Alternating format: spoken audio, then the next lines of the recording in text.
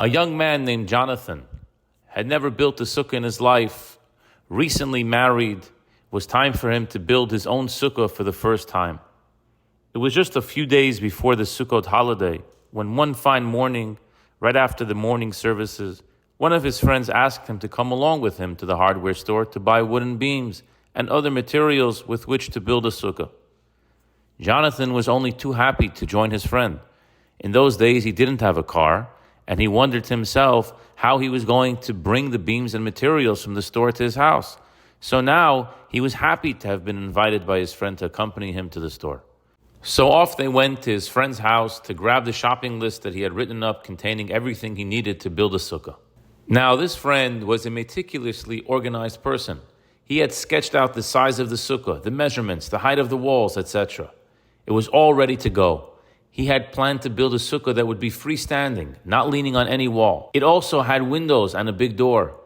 But to build such a sukkah, you need expertise and experience, and this guy actually had experience. He took the long list of all the building materials, and off they went to the store. Jonathan stood by his friend's side, embarrassed. He had never managed to build anything in his life, certainly not a sukkah. In school, he was always last in his class when it came to woodworking and building. And at home, the maximum he knew how to do was to change a light bulb.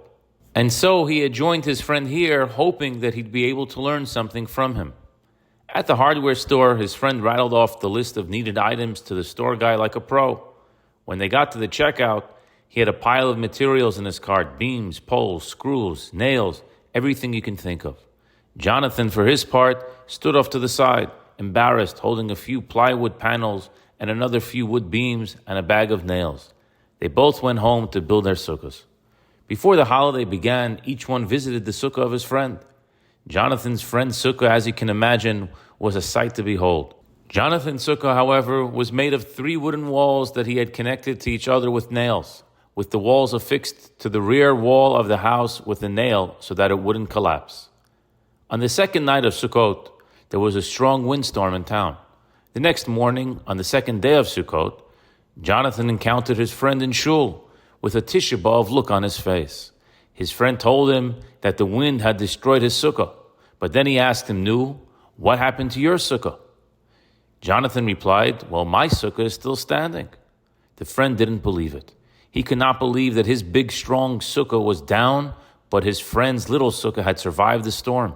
He insisted that he had to come down and see the miracle with his own 2 eyes. How could it be that any sukkah had stood in such a storm?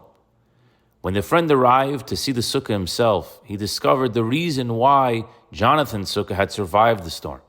Because unlike his sukkah, which was self-standing, Jonathan's sukkah was attached to the rear wall of his house with just 1 nail.